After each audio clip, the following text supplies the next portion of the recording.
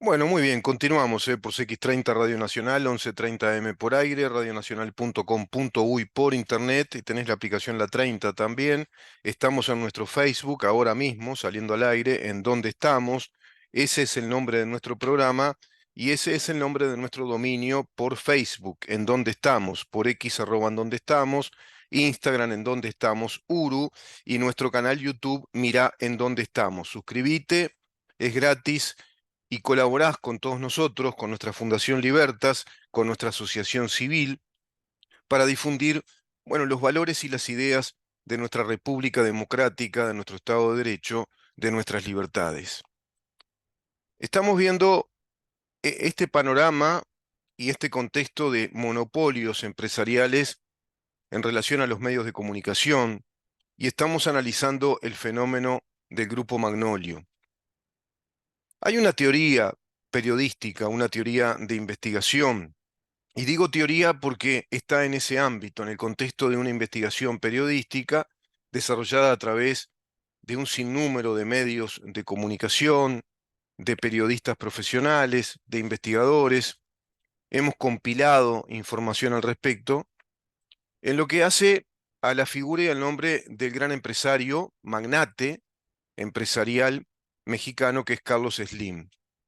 El empresario, bueno, que está considerado uno de los empresarios más grandes del mundo por la revista Forbes, por la revista Times y tantas publicaciones que se dedican a periodizar ese seguimiento periodístico respecto a bueno, los patrimonios de las empresas, a los patrimonios más importantes, multimillonarios, de empresas mundiales y también de personalidades o personajes empresariales. Dice una teoría que Carlos Slim es quien está detrás de toda esta red monopólica que detenta a modo de un prestanombre o testaferro la gente del Grupo Magnolio. Pero claro, eso hay que confirmarlo, eso hay que, bueno, de alguna manera, desde una investigación ya más profunda, jurídica, inclusive, bueno, confirmarlo desde esas investigaciones jurídicas con la documentación correspondiente. Hay mucha de la documentación que va avalando esa teoría. Pero parecería que no es el único monopolio en Uruguay. Hay un fenómeno de un trazado de redes de medios que monopolizan empresas. Y de ahí que el gobierno esté tratando de modo urgente una ley de medios. Porque vos te preguntás, ¿y por qué una ley de medios ahora? ¿No está bien la ley de medios? Dice el proverbio periodístico, si vos querés, que no hay mejor ley de medios que la que no existe. Bueno, de todas maneras, el Estado tiene que regular lo que hace a la administración de las frecuencias. Vimos que las frecuencias no son propiedad de nadie, son un patrimonio de la humanidad, así está concebido, desde las Naciones Unidas, desde los tratados internacionales, desde ese derecho internacional de las comunicaciones, como un dominio mundial, internacional, como un patrimonio de la humanidad, las frecuencias de ondas, sean de radio, de televisión, que van usufructuando distintos medios de producción, a través de un régimen de concesiones. El Estado es quien administra, el Estado administra esas frecuencias y tiene, digamos, todo el derecho de otorgar concesiones a distintos usuarios de esas ondas. Lo cierto es que nadie es propietario de las frecuencias o de esas ondas. No hay propietarios, hay usuarios a través de un mecanismo de concesiones que puede incluso desactivarse, puede rescindirse ese acuerdo o revocarse. Pero también es cierto que hay monopolios que detentan el uso de redes de comunicación. No es, digamos, el fenómeno de propietarios de un medio de comunicación, propietarios de una radio o inclusive de una radio y una televisión, que sean la misma empresa, pero que vos tengas varios canales de televisión, varias radios de distintas empresas, digamos, planteando un mercado abierto, también de propuestas, de ofertas periodísticas, sino que ese conglomerado o esa red de medios de comunicación también van a monopolizar un discurso, una narrativa, periodística, que es una línea editorial. En ese sentido, Carlos Slim está vinculado a grandes medios de prensa como The New York Times en los Estados Unidos y tiene una red, se ha planteado que desarrolle una red monopólica de medios de prensa en América Latina. Y parecería que es quien tiene la red monopólica que hoy por hoy detenta el Grupo Magnolio en Uruguay. Pero hay otros monopolios también. Están los monopolios de Clarín, por ejemplo, del Grupo Clarín, un grupo poderosísimo empresarial argentino. Hay grupos como La Nación, también otro grupo empresarial argentino muy poderoso. Y así se puede ir viendo que se van dando monopolios en cuanto al uso, a la concesión de una red de medios de comunicación. En nuestro país, acá en Montevideo y en el resto del país, para con la misma empresa.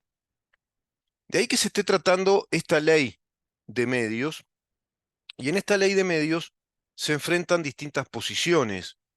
Cabildo Abierto está convencido que está ocurriendo una especie de desnacionalización de las empresas uruguayas, se ha también hay una desestatización de los medios de comunicación y hay una desnacionalización de los medios de comunicación a nivel empresarial, y que Uruguay está quedando en manos de grandes corporaciones extranjeras que detentan esos monopolios, que son esas redes de comunicación.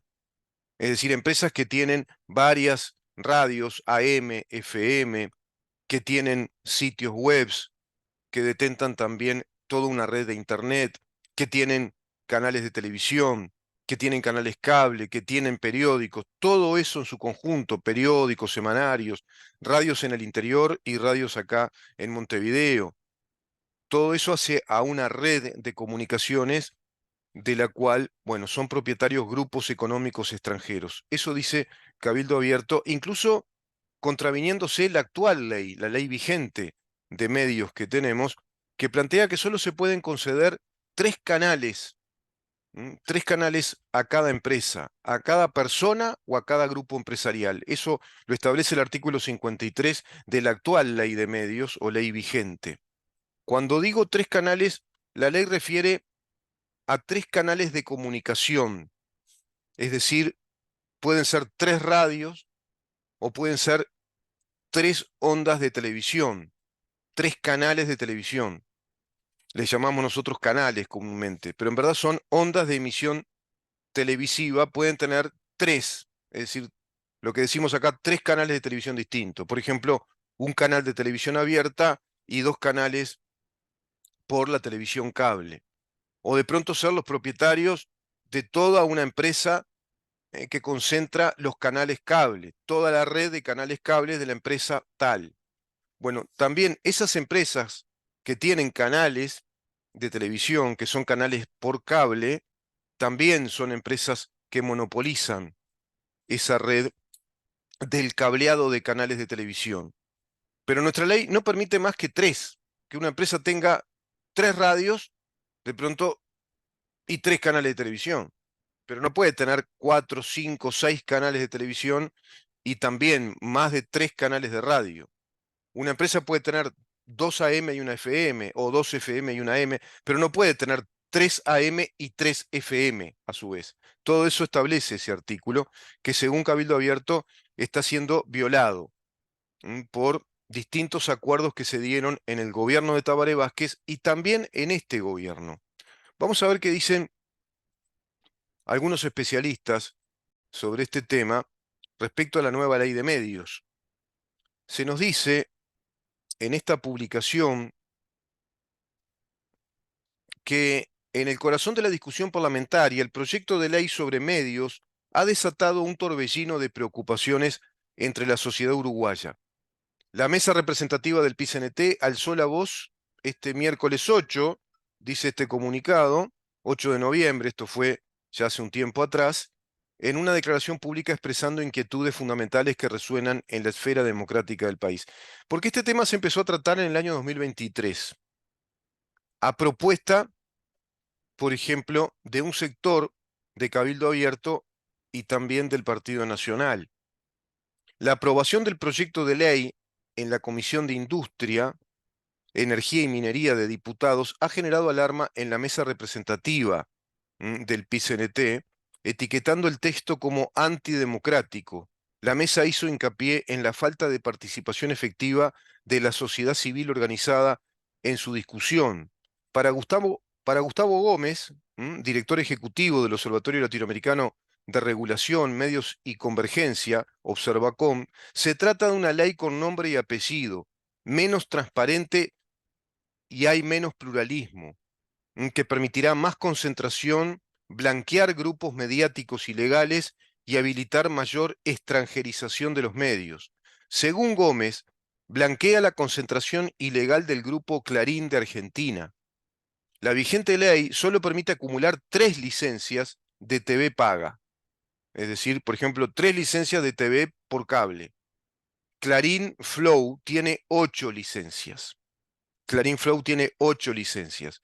La nueva ley, ¿qué tope pone ahora? Bueno, pone un tope de 8 licencias. Ya es muy amplio el espectro. La anterior 3 y ha sido violada por el grupo Magnolio, por el grupo, por ejemplo, Clarín Flow. No es un número arbitrario, son las mismas que ya tiene, por ejemplo, Clarín en Uruguay.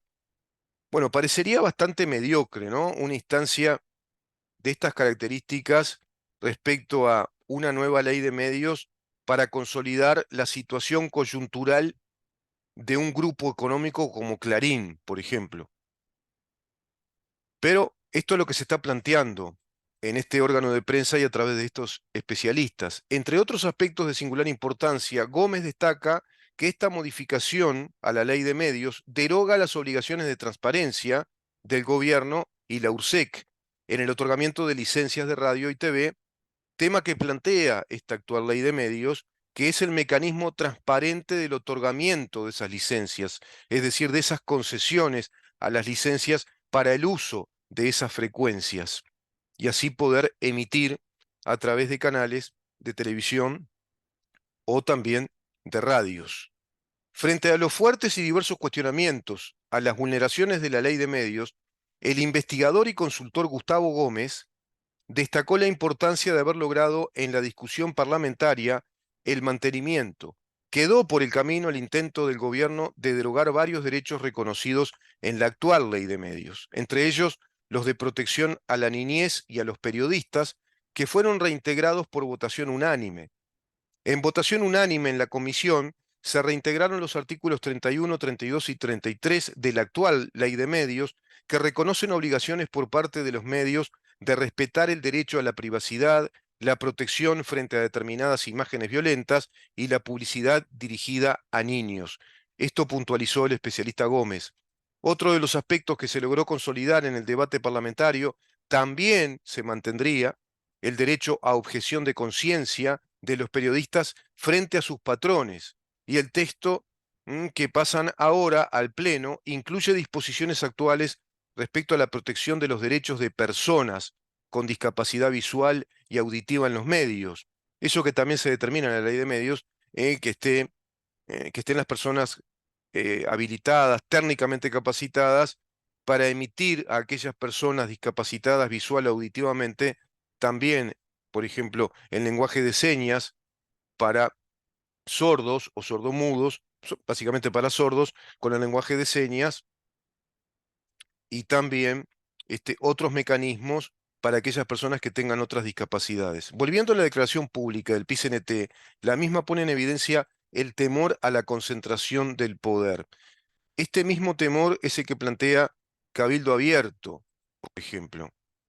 Pero vayamos al otro ejemplo que yo quería compartirles a modo de una teoría, porque es eso, parte de una investigación periodística que estamos desarrollando en Libertas, pero a raíz de una compilación de investigaciones periodísticas que tienen que ver con, bueno, el supuesto magnate que está detrás del grupo Magnolio, también trazando claramente un monopolio mediático. Como es lógico, acá, bueno, se tiene la titularidad de los adjudicatarios, como decíamos, de las frecuencias que por derecho internacional son de dominio de la humanidad, llevadas al derecho internacional para su gestión y confiadas a los estados para su administración. Por tanto, nunca sos propietario de la frecuencia, solo tenés la concesión, que como tal es revocable por parte del propio Estado. El Grupo Magnolio en sí es parte de la estrategia de inversión a nivel latinoamericano del grupo de Carlos Slim. Esto dicen una lista enorme de medios de comunicación cuyos investigadores han rastreado este tipo de mecanismos acá en Uruguay, por ejemplo, pero que en verdad es una estrategia de inversión a nivel latinoamericano, dado que Carlos Slim representa una línea ideológica que proviene de aquel PRI, de aquel Partido Revolucionario Institucional que favoreció muchísimo a este empresario en la década, bueno, llamada la década de la decadencia mexicana, que fue la década del 80, en la década del 90, ahí se dan enriquecimientos muy importantes de este empresario que va a concentrar inclusive una red empresarial de diversas actividades. Es una red diversa de actividades empresariales, pero cuyo centro, digamos, cuyo núcleo neurálgico de su emprendimiento empresarial y de su crecimiento empresarial, de su imperio empresarial, son las telecomunicaciones desde México y que se va extendiendo a distintos países. En perfiles oficiales, Carlos Slim es presentado como magnate mexicano. Es conocido a nivel mundial por su negocio en telecomunicaciones, su fortuna, que en el 2014 ascendía a 72.000 millones de dólares, posicionado como uno de los hombres más ricos del mundo, según indicadores de Forbes, América Economía, la revista Times, etc. Si bien se enriqueció exponencialmente a partir de la década de los 90, el comienzo de su emporio se sitúa en los 80, en la llamada década perdida para los mexicanos, comprando empresas en quiebra. Desarrollaba un negocio muy similar al que desarrollaba Donald Trump en los Estados Unidos, que él mismo manifiesta que en esos momentos de quiebre en la bolsa de valores, esos momentos como se dio en el 2008, por ejemplo, que fue como una especie de ruptura de la burbuja financiera, financiero-inmobiliaria, muy similar, dicen muchos economistas especialistas, a aquel crack del 29, es decir, cuando se da una baja de las acciones porque se infló al mercado, se inventó un mercado inexistente y en esa ficción financiera todo se derrumba y se viene abajo, bueno, ese inventado mercado de bienes, de servicios, es ahí donde las empresas cotizan muy a la baja, muchas quiebran y aparecen, digamos, esos empresarios que compran esas empresas, que están muy a la baja en la cotización de acciones y luego las van a levantar. Eso hizo también Carlos Slim en estos años, en esas décadas. Slim se unió a los millonarios Emilio Azcárraga, Milmo, Antonio del Valle, Carlos Audrey, Roberto Servige y Juan Gallardo en la compañía Libre Empresa Sociedad Anónima, que tenía como objetivo explícito consolidar una estrategia para hacer viable el proyecto del Partido de la Revolución Institucional, el PRI. Partido de la Revolución Institucional es un partido radicalmente de izquierda, un partido marxista que propone un modelo institucional como el que estamos viendo en Uruguay y en la inmensa mayoría de los países de Latinoamérica a través del lineamiento doctrinario y de acción política del Foro de San Pablo y Grupo de Puebla. Nada es casualidad. Pero la movida clave del Grupo Carso, esta es la empresa de Slim, el Grupo Carso, fue en el marco del gobierno de Carlos Salinas de Gortari. ¿Mm? En el gobierno de Carlos Salinas de Gortari, también del PRI, también del Partido Revolucionario Institucional, quien propició más que ningún otro la reestructuración de la economía industrial productiva mexicana, que fue la desindustrialización y la desnacionalización, un fenómeno que se está dando en Uruguay a nivel de medios de comunicación, donde se va desnacionalizando y desindustrializando la economía uruguaya en manos de grandes capitales internacionales que van monopolizando esa red de medios. Bueno, esto ocurrió en México con Carlos Slim. En ese entonces el empresario mexicano incursionó en el mercado de las telecomunicaciones, impulsado por la privatización en teléfonos de México a precios muy bajos, creando Telmex. Esta es la empresa central de Carlos Slim, la que le va a propiciar sus grandes fortunas junto a este grupo Carso. Grupo Carso y la empresa de telefonía mexicana Telmex, multiplicando por 4 la riqueza del que ya era acaudalado empresario mexicano. A partir de allí surge Telcel, la empresa de telefonía móvil más grande de América Latina, que está acá en Uruguay, como la empresa Claro, que es la empresa, en verdad, Telcel, nombre fantasía, nombre empresarial o comercial, es Claro, la telefonía Claro, pero es de la empresa Telmex, donde surge a su vez esta empresa Telcel. El grupo económico es el grupo Carso. Bueno, este grupo económico que detenta Carlos Slim y que es a nivel de la telefonía el más grande de América Latina, se va a diversificar en distintos, digamos, rubros económicos. Brinda servicios bancarios, servicios de Internet, es decir, son empresas que brindan servicios de Internet, de todo tipo. Vende seguros, equipos para la industria petrolera, adquiere la cadena de hoteles Calinda, Ostar Grupo Hotelero en 1991. Esto es de larga data, ¿se dan cuenta?